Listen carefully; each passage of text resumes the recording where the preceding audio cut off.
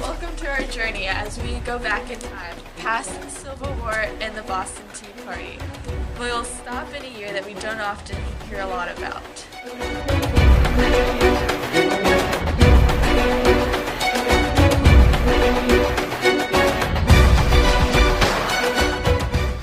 Let us take a look into the year 1692, when the famous Salem Witch Trials occurred. These trials are a piece of well-known history of witchcraft that brewed and caused worry in the United States. Even though the witch trials lasted only a few months, from June to September of 1692, and there were little casualties, this event left a lasting impact not only on the town of Salem, Massachusetts, but also in the United States as a whole.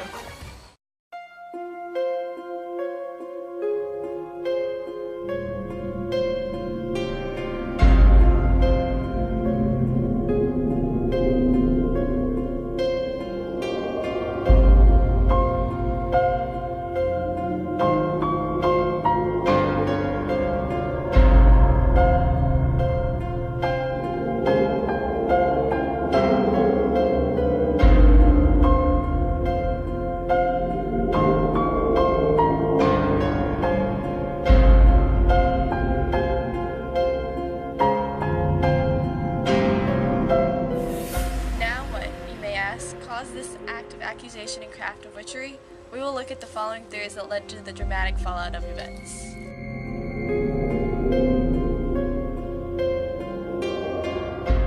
Many factors could have led to the outbreak of witchcraft in Salem, Massachusetts. That said, the ultimate cause will forever remain a mystery.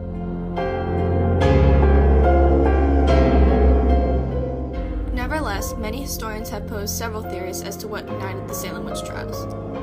One theory is food poisoning. Rye was a major food crop in Salem. Just as witchcraft had begun to grow in the community, so was ergot infecting rye. Ergot is said to cause many strange symptoms once consumed. Oddly enough, many of these symptoms describe the behavior of the young girls who started the witchcraft outbreak. While there is no way to back up this theory, it poses an interesting and valid reason as to why the witch trials occurred.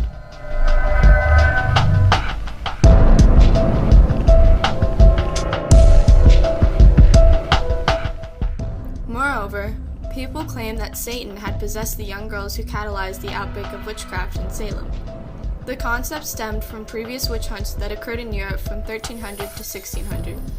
The girls modeled witches from previous times and were said to act according to satanic possession. Yet another valid argument that will forever remain a mere theory. Due in part to overpopulation, upheaval began to rise in Salem.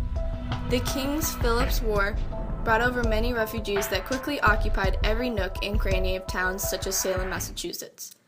Naturally, there was much unrest that occurred.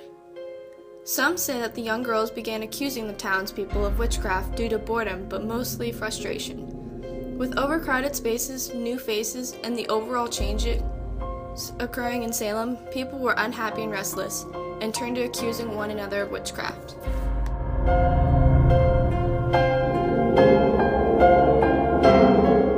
Disease was another possible catalyst of the Salem Witch Trials. With the outbreak of smallpox, everyone was in fear of their life.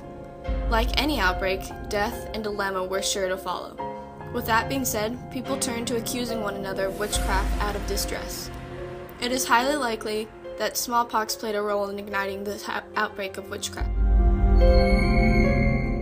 All in all, no one will ever know for sure what truly sparked the Salem Witch Trial. Nonetheless, the previous are just a few of the possible catalysts, all valid reasons that have revealed a short but significantly atrocious point in American history. These are only theories that have been passed on for centuries, but they continue to stay in history books because they made sense in its time period. The definition of witchcraft broadly means the practice of and belief in magical skills and abilities that are able to be exercised individually by designated social groups or by persons with the necessary esoteric secret knowledge. In the year 1692, this is exactly what people believed others did due to the ergot, Satan, and distress. The events that unraveled will be shocking to most people nowadays. but in this time, people of the nation wanted to protect themselves and did just that. The Puritans of Salem were simple people. They lived for God, and that was all. Attending church was their main priority in life. However, other than farming and family, it was all they had, as you can see from these glimpses of a similar village. Their main food source was corn and what they could gather from the farm animals. Church was a place where they could gather and serve their Lord in hope of a better future. That is why, when the convulsions and bad behavior of the town's young women began, everyone assumed it to be the devil's work in motion. The Salem Witch Trials started in the midst of the woods during the dark of the night. Some of the town's girls went into the woods with Tituba, Reverend Parris's servant, and were seen dancing and acting devilish. Shortly after, the first of the afflicted girls began throwing so-called fits. These fits included hiding under furniture, contorting in pain, and feverish outbreaks. Betty Parris was the first to succumb to these fits. She was followed by several girls such as Abigail Williams, Ann Putnam Jr., Mary Walcott, and Mercy Lewis. In February, Reverend Samuel Parris called for a doctor to examine the young girls. The doctor's diagnosis was that they appeared to be bewitched. Then two of the girls gave out names of the women who they believed to be the ones to have bewitched them. It was the town's outcasts, such as Tituba, Sarah Good, and Sarah Osborne. On March 1st, during their cross-examination, all three women confessed of being approached by Satan and agreed to do his bidding as witches. This spurred the mania of the witch hunt further.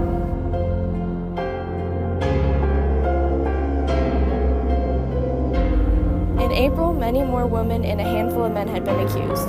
Then in May, Governor Phipps set up a court called the Court of Oyer and Terminer specifically for the witch trials. 200 accused witches filled the local jails by June. The trials continued while many were hung, until people started to question if all those people could actually be guilty of this crime. The growing fear of killing innocent citizens began to worry them. At the end of September, the use of spectral evidence became inadmissible, and started the end of the witch trials. On September 22nd, the last 8 accused dangled from the gallows, marking the last day of hanging. On October 29th, Governor Phipps closed the Court of Oyer and Terminer, and the remaining 52 prisoners were given a trial elsewhere. Most were found innocent, but the few remaining found guilty were pardoned. In total, approximately 20 people died by hanging or by torture, and everyone else went to live about their daily lives. The aftermath of the Salem Witch Trials left an impact on the nation for the years following the end. In the present day, less people know about it because it is seen as irrelevant, but it left a mark on how society lives today. From June through September of 1692, 20 men and women, all having been convicted of witchcraft, carted to Gallows Hill for hanging. It is unknown where all these victims were buried. Because of the nature of their supposed crime, they were not allowed to be buried in consecrated grounds. According to tradition, the families came to Gallows Hill to claim their relatives and buried their bodies privately.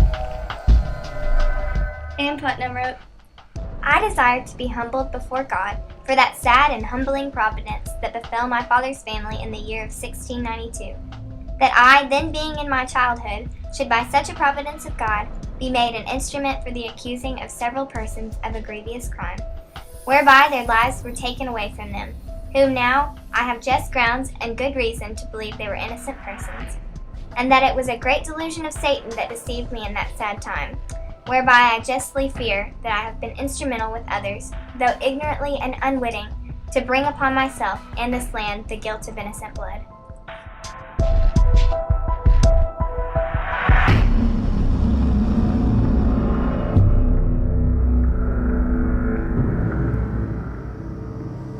Reverend Parris and Governor Phipps were removed from their positions.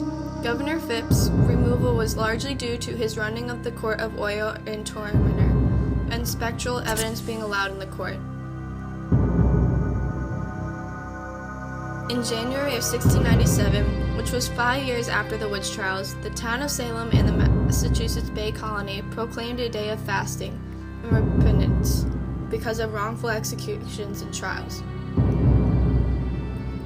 Cotton Mather's Wonders of the Invisible World was republished.